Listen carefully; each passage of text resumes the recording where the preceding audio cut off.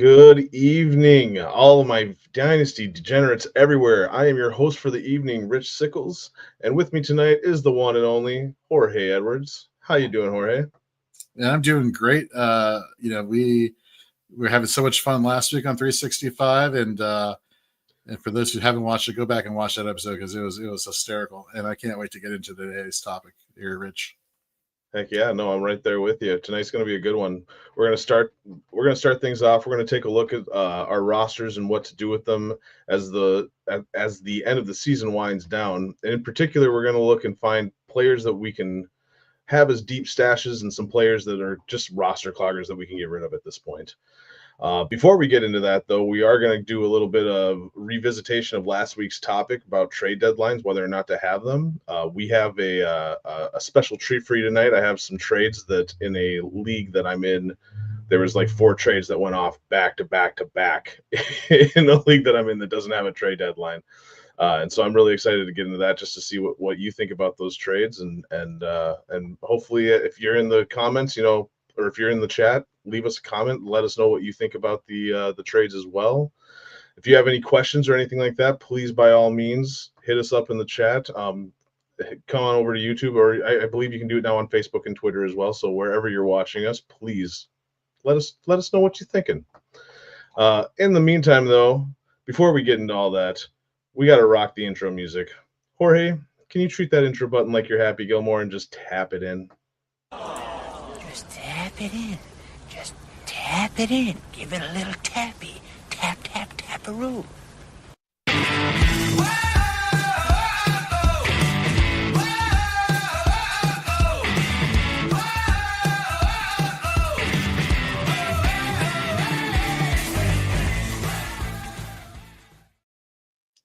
So, what's funny? Needless to say, liberties are taken when it comes to like using movie clips or sound clips or music clips here on the different Fantasy and Frame shows. And so YouTube sends a very awesome email that is like, you are in trouble for using blah, blah, blah sound. And so there are ways to remedy this. And so one of the ways they do it is like you could select them to have them remove the music or sound from your YouTube video. So I do that and it makes it all kosher again. The only issue is that like, for example, we just did the Happy Gilmore thing and we're just like, just waiting like a few awkward seconds, but the people who are watching on YouTube tomorrow, they're just going to hear nothing but silence. Like, why aren't they talking? What are they doing? And so, you'll just see me mouthing tap, tap, tap-a-roo. Exactly. Nice. I just realized we're both rocking the Fantasy and Frame shirts. You are. Nice. It's almost like we're being company guys here. This is fantastic. Right. I love it. Speaking of company guys, somebody in the chat, Vince, good to see you. Happy to see you, man. It's always a good time when you're in the chat with us. Thank you for joining. See, Shooter McGavin is a top 5 all-time movie villain. Is he a villain or is he the hero we all deserve? I don't know. He has a great Twitter page. I'll put it like that. He does. He really does. I love how he's fully gone full board Shooter McGavin, like just embraced it. Mm-hmm. Yep. There's another one coming out. Yeah. Yeah. Yeah. Yep. I can't wait to watch it. I really can't. Will, good to see you again. Awesome. You guys again. Nice. Well, hey, everybody, please like, subscribe, and review to catch any time a new podcast or short from us when a new podcast or short drops from us. Starting in 2025, you can search for all the podcasts here on Fantasy and Frames by name wherever you listen to podcasts. For us, make sure to subscribe to Dynasty 365. And also make sure to head over to fantasyandframes.com for your latest weekly IDP and Dynasty rankings, articles, takes, news, and notes. But in the meantime, let's do some news and nugs. We kind of skipped this last week. We really didn't talk too much about the news and nugs of the week. We got some we were like, stuff happened, but not really. So we're just going to bypass that. Not this week. Yeah. Not this week. No, we got a lot of benching happening. Kirk Cousins got benched for Michael Penix. Jameis Winston got benched for Dorian Thompson-Robinson. and Will Levis got benched for Mason Rudolph. So let's start at the top. Jorge, what do you think about this for Kirk Cousins getting benched for Michael Penix? Do you have any expectations for Penix? Pain. No, I'm just kidding. That was a little... Right.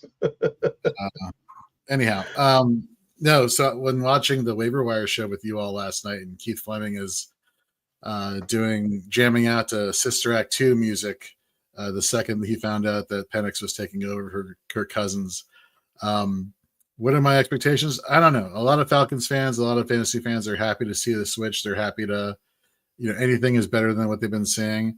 But then you hear the other side of the coin where it's like, well, it's kind of like a tough situation you're putting this, young rookie into. They're still technically, quote unquote, in the hunt for that final wild card spot, and so now you're all your faith and eggs into, somebody who's untested in the NFL, trying to pull off a miracle. I will say that anything is better than what they've been doing offensively. Hopefully this lights a candle under this offense, and they're able to take it for the. God forbid, maybe Kyle Pitts becomes fantasy relevant. Dare I say that? Is that allowed to be said? I don't even know. I don't even know any. I just straight like you saying that just now just got me so excited. I need to calm down. I need to calm down. Oh, Michael. Over there. I got you. Yep. Albert in the chat. What up, Albert?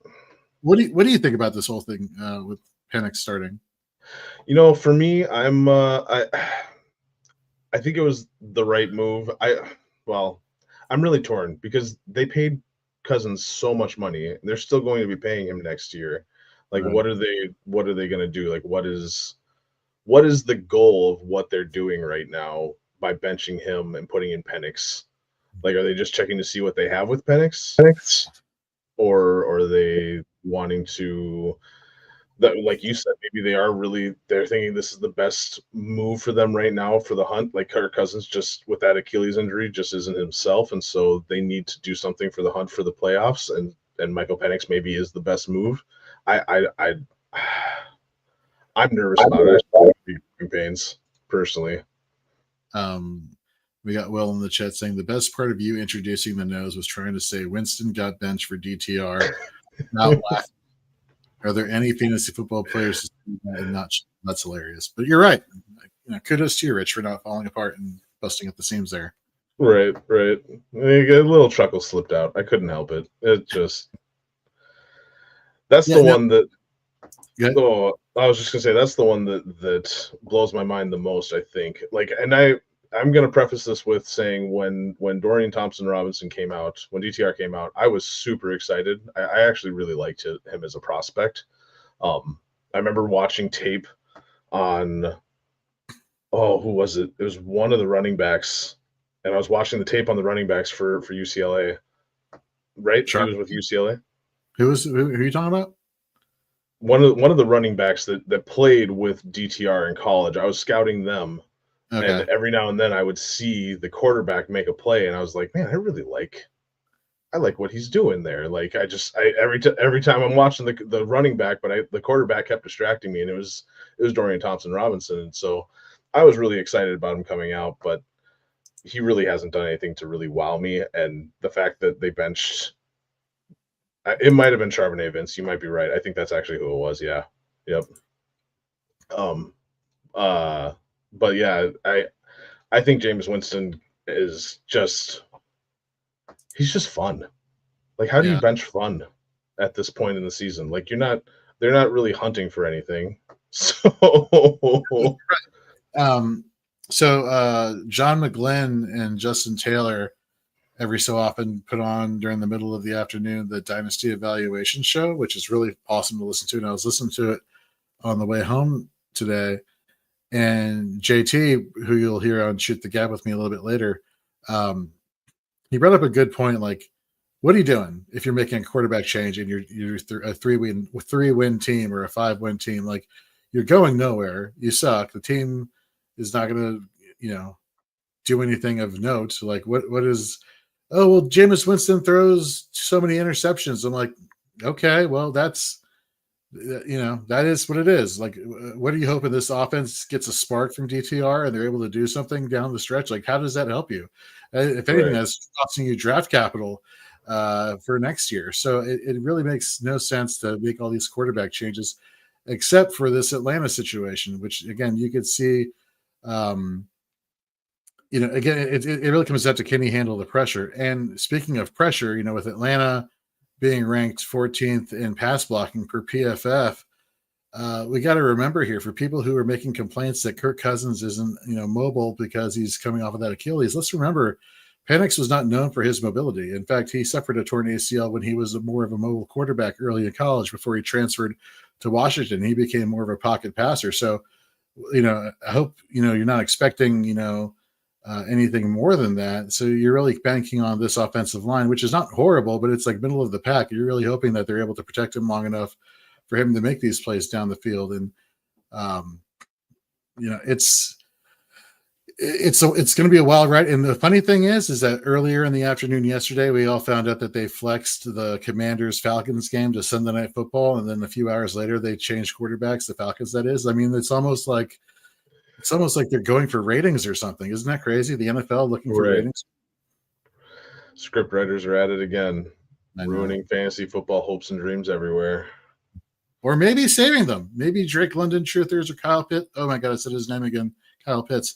Truthers are going to be super happy. Maybe Darnell Mooney becomes a viable flex option down the stretch in the fantasy playoffs. You never know.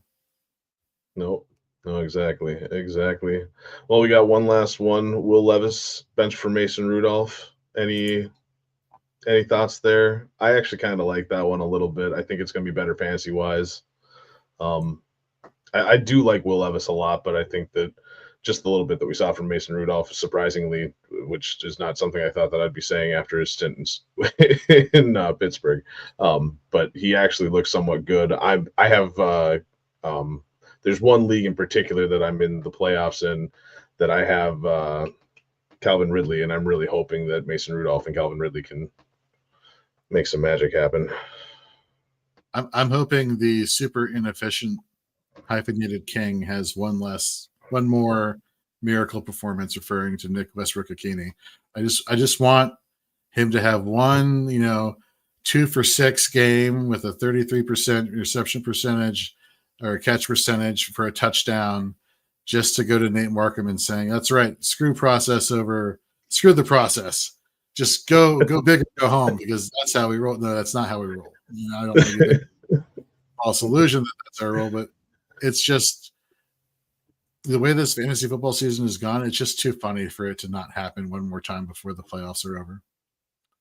Right. Yep. No, I'm with you. All right. Well, should we get into some playoff trades? Let's do that. And while I'm setting this up here, again, going back to the Dynasty evaluation pod earlier, they were talking about trades specifically. And one of the things that they were bringing up was the fact that, there I am, that one thing that could be a deterrent from people wanting to have trades be allowed in fantasy playoffs is the fact that some people, go all out to try and get a player and then leave the league the following year. And then basically they went all in for a championship, and it may have worked, it may have not worked, but then they're like, all right, I'm out.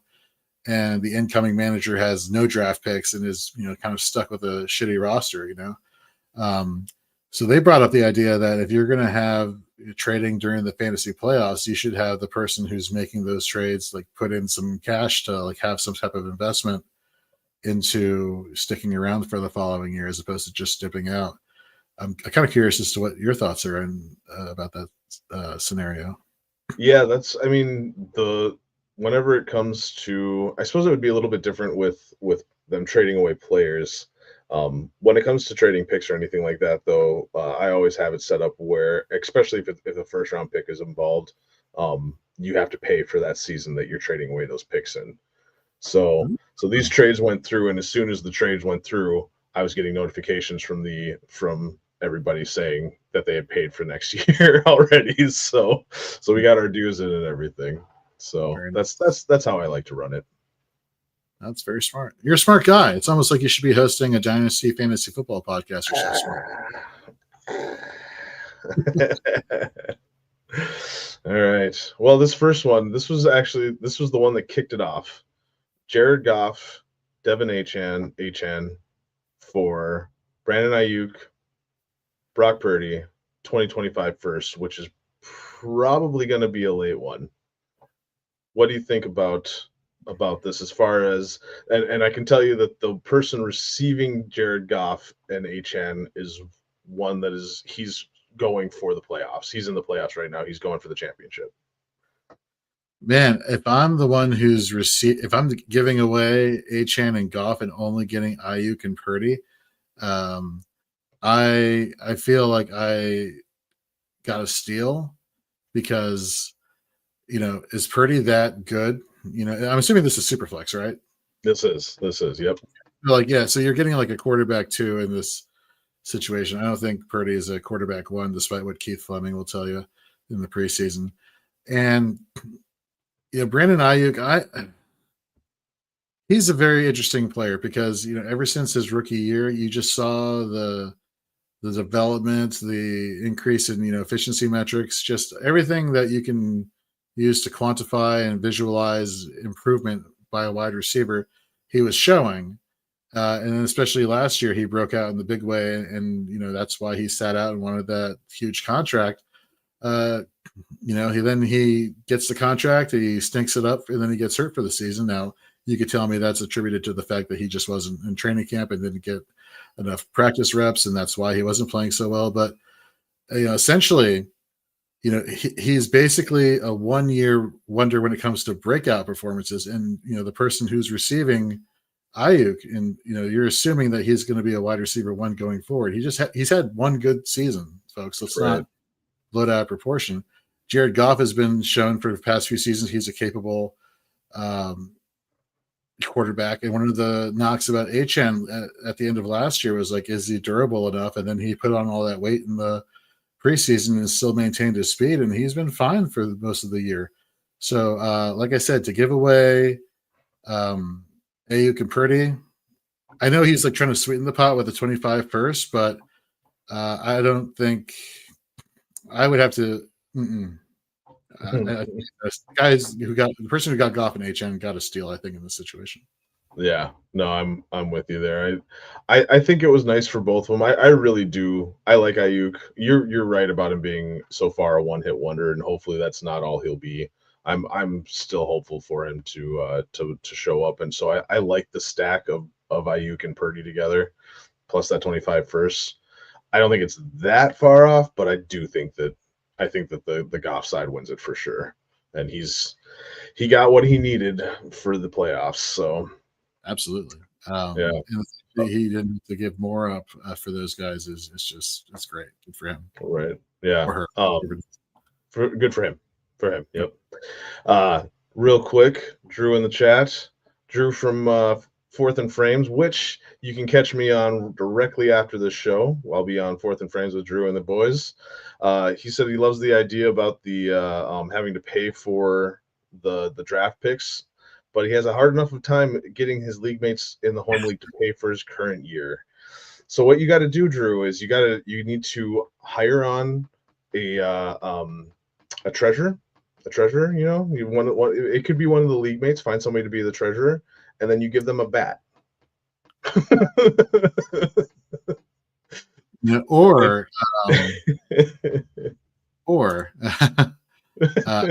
love this. Oh man, where is this thing? Damn it, where is the hockey shows thing? Because I had this great soundbite. It was basically the Stewie soundbite from Family Guy. Where's my money, man?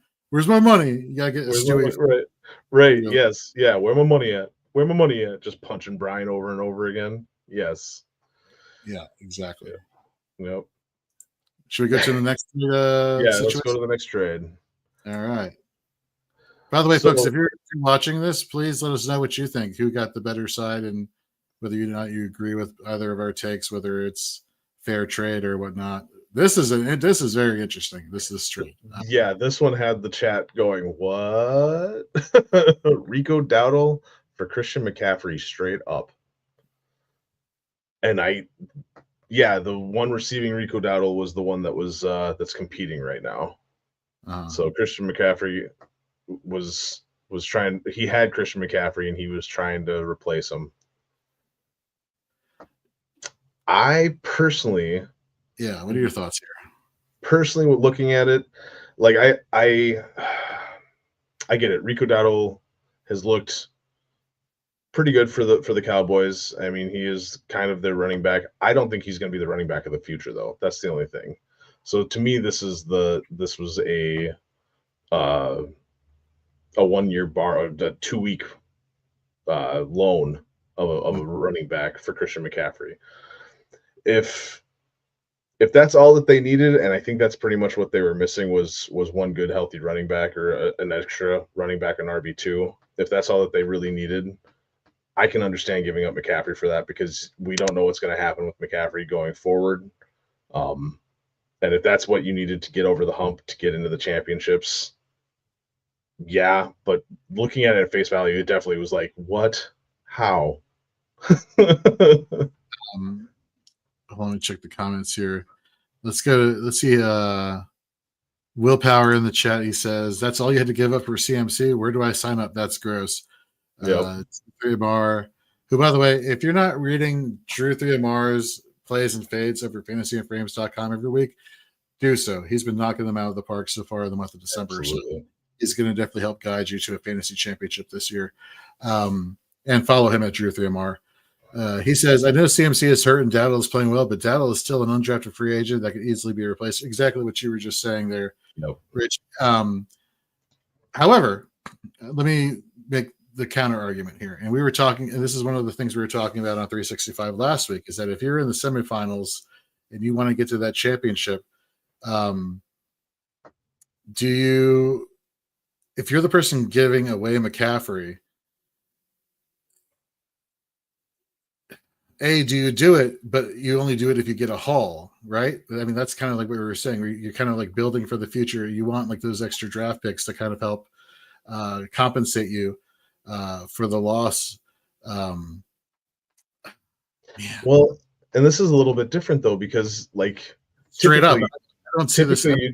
You'd be giving up McCaffrey to somebody that was competing, right? Right. But in this case, it was the person that was competing was the one that had McCaffrey. So say that again. The one that was competing had the McCaffrey. One that's competing had McCaffrey. So he doesn't have McCaffrey for the rest of the year is done, right? So he needed someone. He could have had the opportunity to get a boatload of draft picks and solidify his future, at least in terms of having loaded potential in terms of draft value, and Rico Dowdle to help him. This is mind blowing. Like, how do you do this? This makes zero sense at all. And it's one of those things where it's like, run your team how you see fit, but that is, you just rob yourself of tremendous draft pick value, and for what? For what? I really don't for a 2 week rental.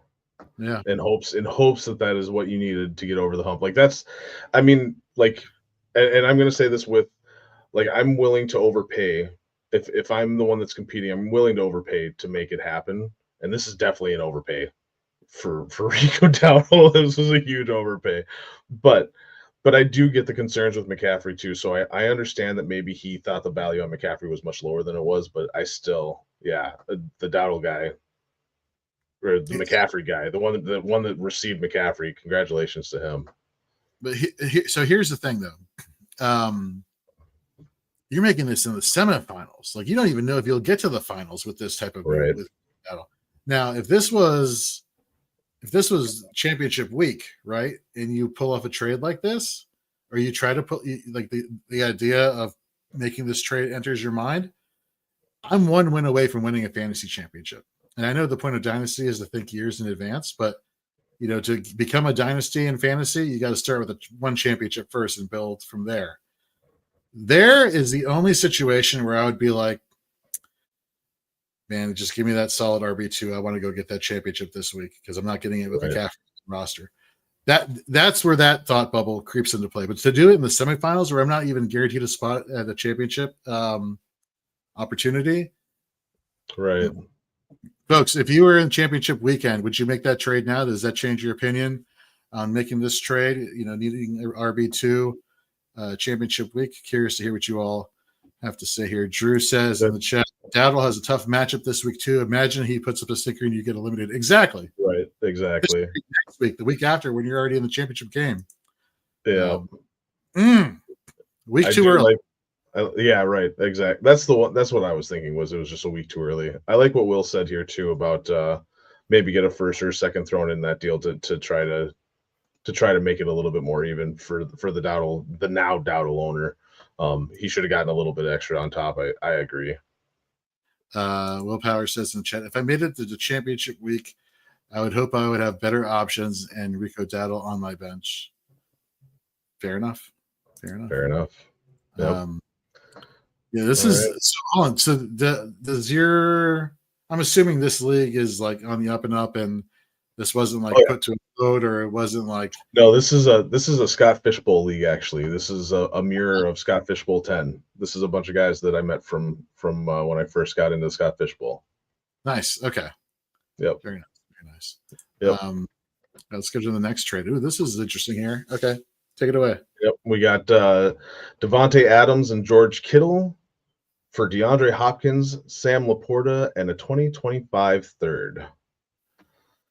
And I believe, if I'm right, the Adams and Kittle owner was the one that was that's competing right now.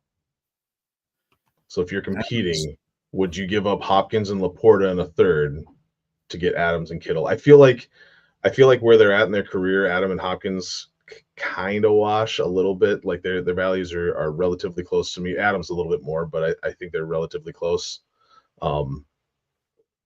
Laporta's value is so much higher than Kittle's, though. Like that was the one I was like, ooh. Yeah, but you know what? I just to read the tea leaves here, I think there's going to be a big shakeup in San Francisco this offseason. I don't expect Deebo Samuel to be on the team next year. Just hot take. Yeah, give all this money to Ayuk, you draft Ricky Pearsall, and you can say Laporta should have higher dynasty value because he's a younger player, right, at the position. But there are a lot of mouths to feed before Laporta in Detroit. And you know that Kittle is a mouth that is constantly fed in San Francisco. So if I could give up Hopkins, who and Laporta in a third, yeah, I'd want that. We saw last week with Aaron Rodgers and Devonta Adams, when they're on the same page, they do well. And so again, it's one of those things, like if you're competing for the spot to get into the championship match this week, I'm making that trade. Absolutely. Yeah. No, it's how desperate are you? How desperate are you to win a title? Are you so concerned with down the road, or do you want to see, banners fly, flags fly forever? The one thing that I was questioning, though, is now that Montgomery is going to be out, is Laporta going to get more looks? That's one less mouth to feed in front of him. So I don't know. Yeah, I see what you're going with, but it makes me wonder whether or not they get Gibbs involved even more in the passing game, because he is as dual threat as they come in. Yeah. No, that's a good point. And Tim Patrick, of course. I'm kidding. Hey, don't besmirch Tim Patrick. We don't besmirch Tim Patrick in this chat. No, I'm with you though. I love Kittle. Like, I love Kittle just as a player. I love him as a fantasy asset. I think that he's going to be a really good pickup for that team. So I think it was the right move for them to try to win now, especially since they are trying to win now. Right. I think it was the right move. It would be really hard to let go of Laporta, but I think it's the right move. Right. And it's funny, like the draft pick value, like it wasn't the person could have probably asked for a second round pick and still made that trade work. You know what I mean? Right. I think a third round pick was their way of saying, I don't want to be too greedy, where it's like, no, you have the power here. You have the two assets that are going to help somebody potentially get over the hump and get a championship. So I may have asked for a second in that situation, and the person probably still would have agreed to it. Nope, exactly. All right, this is the third one, final one. Tyreek Hill for a 2025 first. And I can tell you, the guy that gave the 2025 first, he is a good friend of mine. He was in my wedding, or that gave Tyreek Hill away and got the 2025 first. He was so excited because he'd been trying to unload Hill for quite a while. So, what do you think? I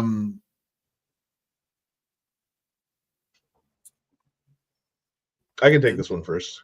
Are either of these teams in the position to make it to the championship after this week, or are they contenders, or are they kind of rebuilders? So the one that got Tyreek Hill is a contender. The one that got the 2025 first, he was a contender, but he missed the playoffs by like a game. So, I would. Here's a situation where I would want to build my future, and I would take that first round pick any day of the week here. Yeah. Yep. No, exactly. I think that personally, because Tyreek Hill has already said, that 3-year window, he already said it. So next year is supposed to be his last year from what he had said anyways. So he just said kids born this year. Next year is not going to be his last year. He's got. You don't think so? He's got some time. So Vince in the chat says Lions might have to open the playbook now that Monty is gone. There's absolutely a chance Laporta gets a big slice of the pie. You're not wrong. There is a chance there. You're absolutely right. Yep. Drew says I'd sell Tyreek for a first in a heartbeat. Gotta love these trades, man, and definitely gotta love these. We gotta get more of these trades on the show going forward. We gotta see what everybody's doing. Test the market here. What's going on, especially heading into the championship week. I really want to see how desperate owners get for getting those final pieces to the puzzle for their rosters and trying to get that championship. Yep. No, that's the thing that I love about not having a trade deadline. Like when this all went down last night, and like I said, it was like 4 trades back to back to back as they were happening, and like it was just chaos. And I'm totally an agent of chaos. Like let it happen. It's just fun. Let's just have some fun out there. All right, Joker. I see what you did there. All right. Well, before we get into the next topic, I'm gonna talk a little bit about some dynasty decks here. As you get closer to winning those fantasy football championships, what better way to capture your victory and immortality than by getting your own dynasty deck championship plaque? Imagine being able to say that you sold Christian McCaffrey for Rico Dowdle, and now your name is on the championship plaque. Just imagine that. I would probably put that trade on the plaque if you could. Is that possible? They could try. They're fully customizable. So Dynasty Decks or the DynastyDecks.com provides fully customizable championship plaques for any fantasy football league, whether on offense or IDP. Use the promo code FRAMES and receive $5 off the purchase price, which is a very affordable compared to other market prices on other websites. Head over to DynastyDecks.com today.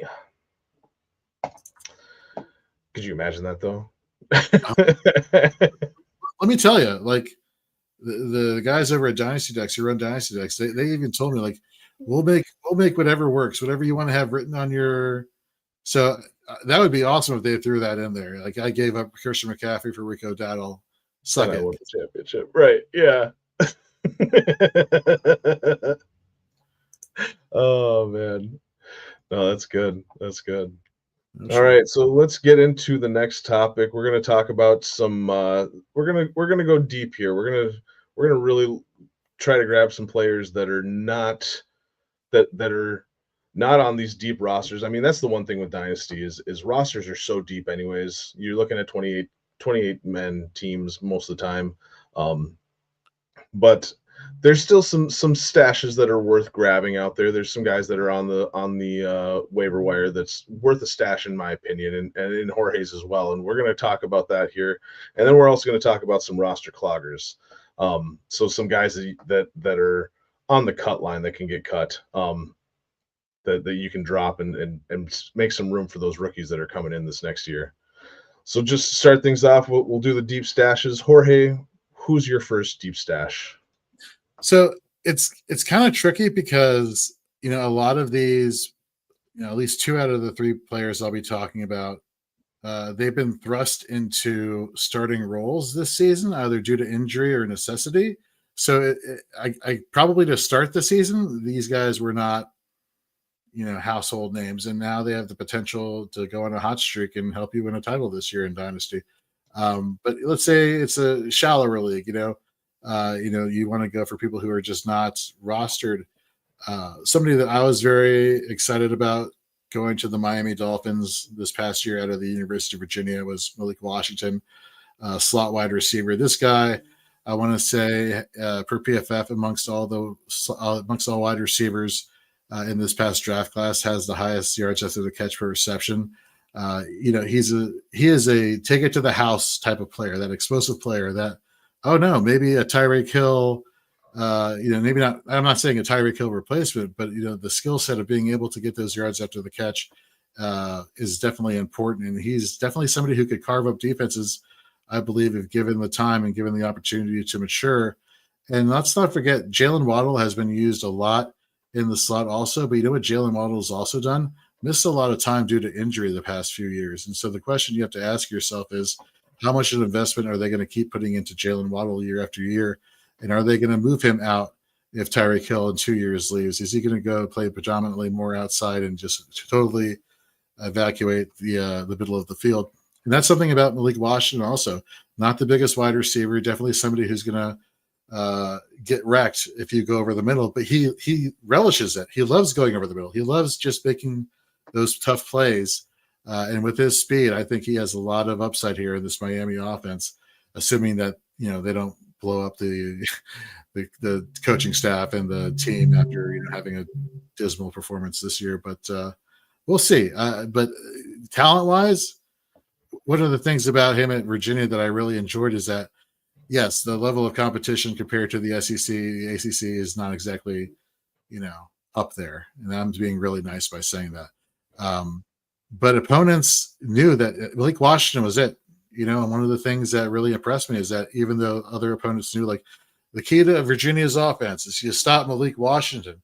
They couldn't stop Malik Washington. Like, it's one of those things where he has that mentality of, like, I cannot be beaten. And we're seeing, you know, last week versus Houston, 5 for 6, 52 yards, 10.2 PPR points. Just, he needs more time. He needs more opportunity. But I think, you know, we're seeing that starting to occur. And with the Dolphins potentially being out of the wild card race or trending in that direction, I think you're going to see a lot more opportunity for Malik Washington to round out the season, and you're probably going to be hearing his name a lot during training camp next year. I like that. That's good. Yeah. No, Malik is a great. Oh yeah, Vince in the chat saying Malik is a great stash. Should be a gun next year with old man Beckham Senior moves to the old folks home. He's already gone. He's already gone. He's already checked. They released him this week, so he's already in the old folks home. Yep. Awesome. You got here, Rich? Who's a deep stash for you? So my first one is Parker Washington. I really liked him coming out. Actually, he's another one. I'm going to shout out another buddy, I'm going to shout out the same buddy that was making the trades. Afton, my buddy Afton. He has really helped me grow as far as being able to evaluate wide receivers and stuff like that. Like, he's always helping me try to figure that out, and he's really good. He was the first person that I heard about George Pickens from. He was the first person that I heard about.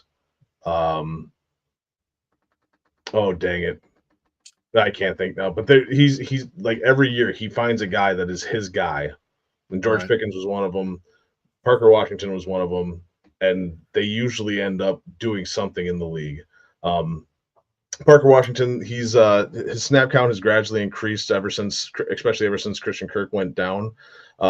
He's been working out wide and in the slot, a little bit of both.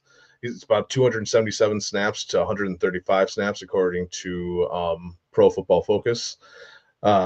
So he's getting a lot of work in the slot, which is where Christian Kirk kind of was working a little bit too. And I think that's where he's going to excel, especially given his size and everything. So he's taken over that Christian Kirk role. His contract is up next year. Christian Kirk's contract is up next year, so he might be a cut candidate. I'm kind of thinking that he's either going to be cut or he's going to get traded. They were already trying to trade him before he got injured, so I mean, writing's on the wall right there. They need somebody else to step up in that spot, and Parker Washington hasn't looked great by any means, but he's looked good in the limited amount that he's done. So I'm excited for him. Yeah, and you don't really know what's going to happen with this receiving core. I mean, I think it's becoming apparent that the alpha there is Brian Thomas Jr., right? Right. Oh, yeah. we don't know how long Evan Ingram's going to be there to take away targets from other receiving options, although Brenton Strange is showing up and showed out last week, so we don't know. And that's the thing. When they I believe Ingram was signed to the Jaguars after they've already drafted Brenton Strange. So I actually drafted him in my rookie draft. And then all of a sudden I'm like, yeah, I'm onto something. They were really high on him. He's gonna break through and get that opportunity. Oh, we signed Evan Ingram. And I'm like, damn it. Hope you kept him. Oh, I did. He's on my taxi squad in a couple leagues. Nice. But again, in the Christian Kirk thing, like the Christian Kirk was about to be traded to Pittsburgh, apparently, according to rumors, before he tore. What was it, an ACL tear that he tore, or some season-ending injury? Obviously, yeah. Is he going to be on the roster? In a couple of years? I don't know. The fact they were willing to get rid of him mid-season kind of tells me no. And so Parker Washington, they still. I wonder. I can go back and see how many years he has left on his rookie deal, but I think if anything, they're going to give him the opportunity, especially if they move away from Christian Kirk. Yeah. No. Exactly. Broken collarbone for Christian Kirk. Thank you. Yep. Yeah. No. I'm right there with you. So who is your next candidate for a deep stash? So you'll love this. So amongst rookies in November 2024 Superflex Dynasty ADP, according to Dynasty League Football, this wide receiver is not even in the top 92 amongst all players, let alone in the top 20 amongst rookie wide receivers. He is. Let me find my multiple tabs that I have going on here. He, per PFF, on the season for all wide receivers, is the highest graded wide receiver in the NFL currently. Can you take a guess who it is without looking at the show sheet? I already looked at the show sheet, so I already know, but I wouldn't have guessed that. But I'll tell you right now, there's no way I would have ever guessed that. It's Devontae Walker, Baltimore Ravens. He got his moment this past week. He had on the season, right? He's had one target, one reception for 21 yards, and that just happened to be a touchdown last week with Lamar Jackson putting up 5 touchdowns against the New York Giants. You go to the various news sources and whatnot, and you hear about all the superlatives regarding Devontae Walker, or I think they're calling him now Tez Toe Tap, because he made a great toe tapping touchdown catch this past Sunday. Don't quote me on the nickname, but I think that's what it is. But you look at people coming out and talking about him, like Zay Flowers came out to the media the other day and was like, he's getting better in practice each week. He takes it to the number one defense every single practice. Coaches are impressed with his progress. Here's the thing, again, situation where, the Ravens are not going to get that number one seed. It's coming down to Kansas City and Buffalo for that spot. How much are these starters going to be playing rest of season. That's something that we could talk about, especially the Fourth and Frames crew can talk about next week. And of course, they're going to be talking about Week 18 content in a couple weeks, as well. But how many of these starters are going to be there, and how many of these players who don't get the opportunities normally will get that opportunity? I mean, it was a damn good 21-yard touchdown catch, and he did it pretty well, And I was reading his rookie comp on NFL.com today, and one of the comps, I believe it was Daniel Jeremiah, said he reminds me of Alec Pierce. He's a big field stretcher type of guy. Well, guess what? We saw Alec Pierce show some fantasy relevance earlier this year with Anthony Richardson. Now, the question is, where is he on the pecking order? So you got Zay Flowers, you got Mark Andrews, you got Rashad Bateman, you got Nelson Aguilar. Okay, cross Nelson Aguilar off the list. I think Fez kind of bumps him out of the way there. We still don't know what to make of the tandem of Andrews and Isaiah Likely. Will they become, highly targeted, as the season goes on? You don't know. A lot of unknowns. Okay, but we're talking about deep stashes. We're talking about players that most likely are, if you're in a shallow dynasty league, are still available on waivers, or if you're in a deep dynasty league, somebody may have picked him up in the 5th round of their rookie drafts, or maybe he went undrafted for a period of time. Who knows? But if he's available, he is a big receiving threat that, given his opportunity, albeit small sample size, you don't get more small sample size than one target for one reception for a touchdown. But I mean, if you're going to catch one catch the entire season, you better make it look pretty and you better score. Right. The guy did. So it's definitely worth a stash. Yeah, no, I'm right there with, and that's, like you said, that's kind of the key to this whole thing, is we are trying to find guys that hopefully will make it onto they'll make it onto their teams this next year. Maybe they'll have an impact, maybe small, possibly a larger one, if they are filling in some big shoes or something like that. So yeah, no, I'm right there with you. Whoa, hold on. Vince is in the chat saying, "Boo, Ratbirds." We're calling Ravens Ratbirds. Boo, Lamar Jackson. Oh, Lamar Jerkson, even not even Jackson. Oh, Vince, I'm sorry, buddy. I can't be with you on this one. Yeah, Lamar Jackson's my boy. Yeah, what has he done to you that is so wrong? How has he wronged you in any way? I'm very curious to hear what you have to say there in the chat. I'm assuming you're a Steelers fan, but maybe I'm wrong. You never know. All right, right. Drew in the chat here says Tez Walker might end up being a better best ball guy. Absolutely. I mean, Alec Pierce is a good best ball guy, for that same boom bust nature. But he'd be a fun guy to throw into your flexors for some upside. Yeah, again, you never know. But again, deep stashes. And when we get to our roster cloggers, I would definitely put him in any of my benches over some of the roster cloggers I'm going to be talking about. And I'm sure Rich kind of feels the same way about a couple of his. He goes on to say that PFF grade was surprising. You're telling me. But enough about Walker. Rich, let's get to your next deep stash. Sure. So my next deep stash, make this quick, is Kendre Miller.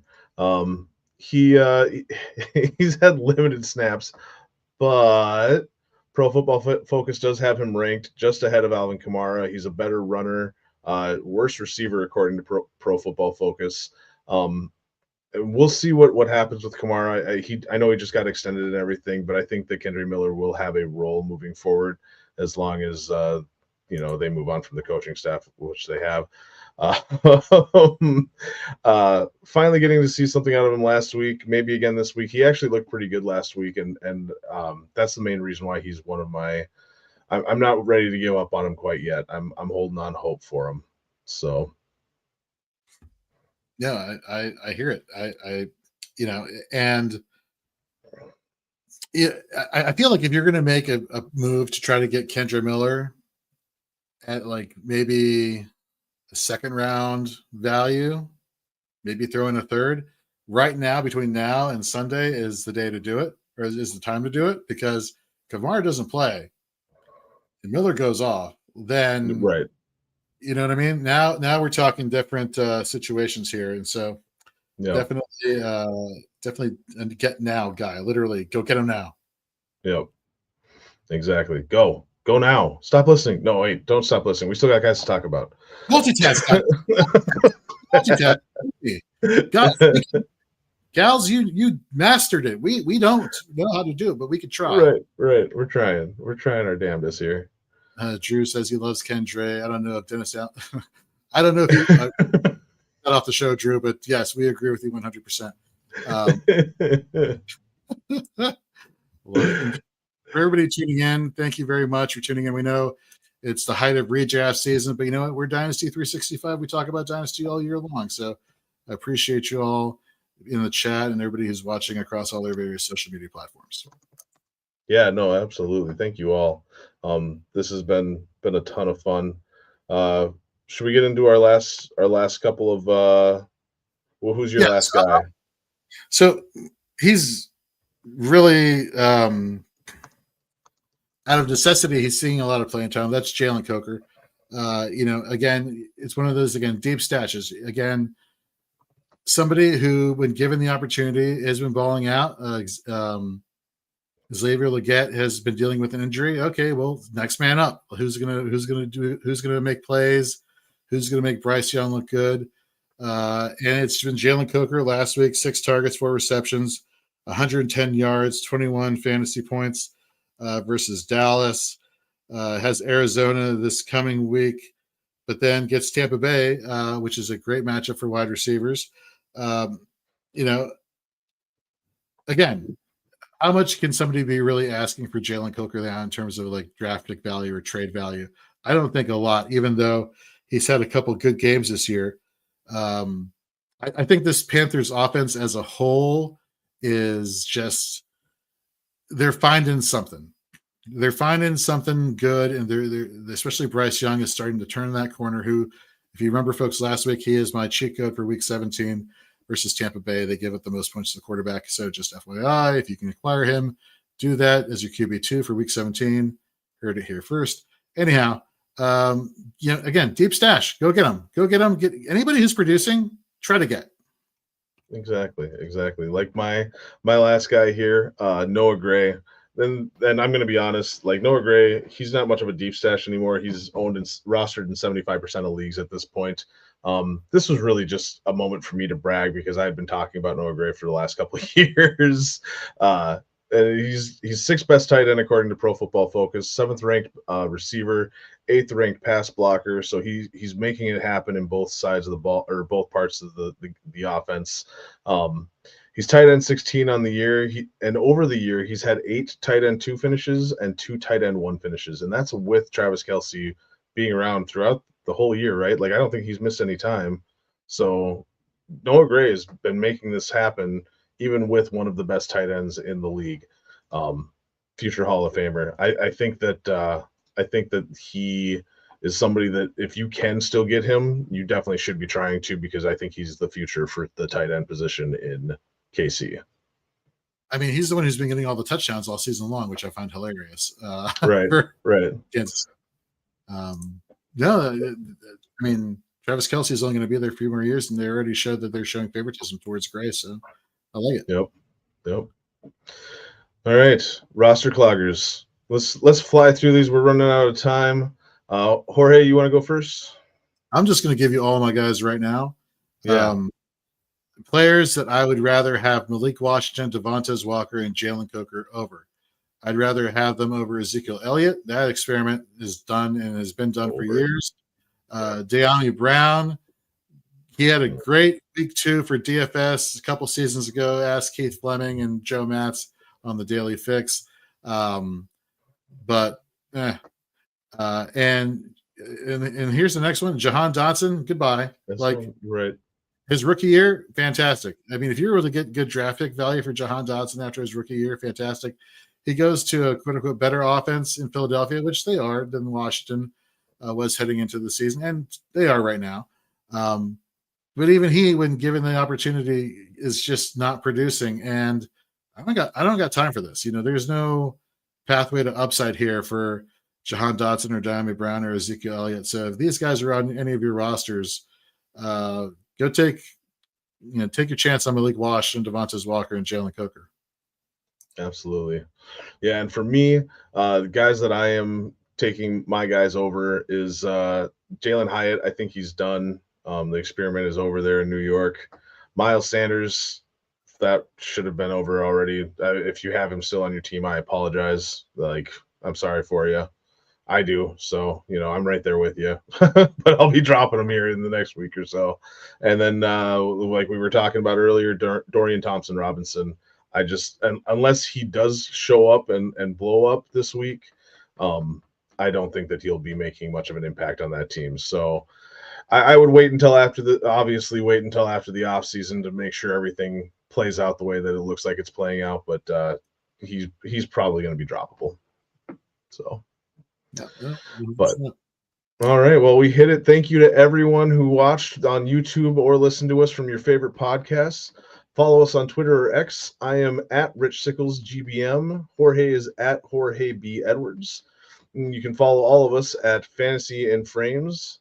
Be sure to visit the fantasyandframes.com website. Subscribe to the show on YouTube or wherever you can consume your favorite podcasts. And while you're there, please like, comment, subscribe, and leave a review. We really love it when you leave reviews and let us know what it is that we're doing right, what we're doing wrong, what we can get better. So please leave us a review. Let us know.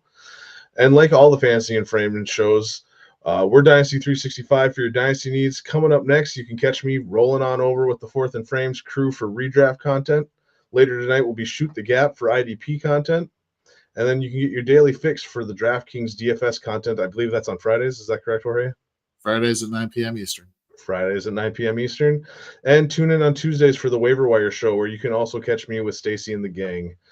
Tune in on Sundays for the Fantasy and Frame Sunday morning kickoff show, the Sunday kickoff show, I should say. And again, thank you so much, everyone. Have a great night, everybody. Let's go dominate those Dynasty leagues. Jorge, get us out of here.